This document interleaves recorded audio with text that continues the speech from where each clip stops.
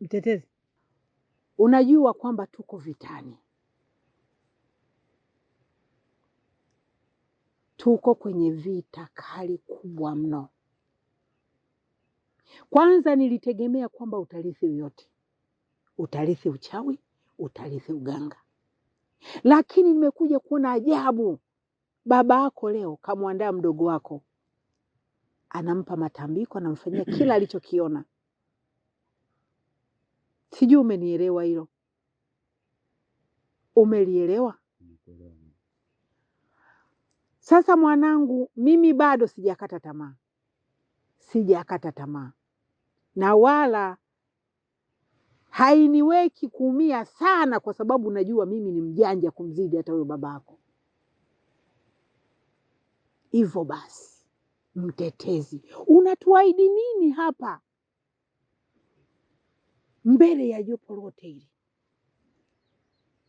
ambalo utatoa ili uweze kukua viwango na viwango? Mama,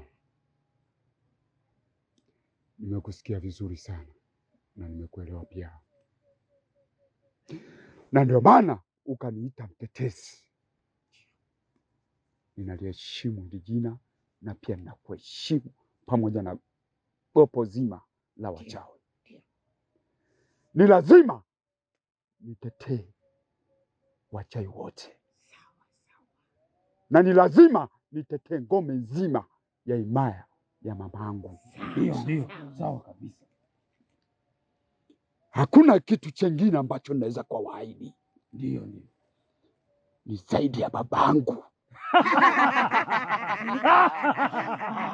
Ndio. Sawa kabisa.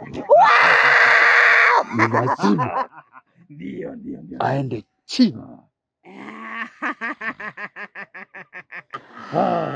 Umenifurahisha sana mtetezi. Ndio. Umenifurahisha sana mwanangu. Atakayeanza ni babako? Atakayefuata ni nani? Ondoa shaka mama. Ndio. Nalijua fika.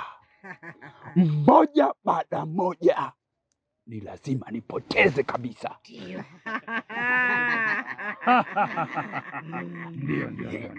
Ili himaya yetu iweze kuwa na nguvu zaidi. Sawa. Na nahitaji kuwa na nguvu zaidi. Ndio.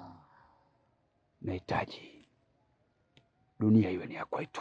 Ndio kabisa. Sawa kabisa. Sitokubali kumpa mtu mwingine nafasi aweze kuitawala. Ndio kabisa. Kamwe. Sawa kabisa. Kwa hiyo mama, ondoa shaka na gopo zima. Ndio. Washirika. Ndio. Kuweni na amani. Mtukufu Malkia, niko hapa kwa ajili ya kusimamia hili zoezi. Ninakuahidi nitapambana kila njia na nitashirikiana naye mtetezi kuhakikisha tunaleta damu yake hapa na kichwa chake na nyama yake. Na mimi nitakuwa nyuma yake, mbele yake. Tunahakikisha tunahamaliza kila kitu kwa ajili ya kuweka heshima katika kikundi chetu hiki. Ndio.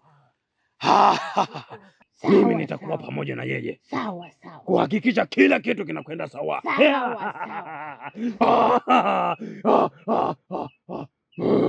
Najisikia raha sana. Nasikia harufu ya damu. Nasikia harufu ya damu kwa ajili ya kupokea utukufu.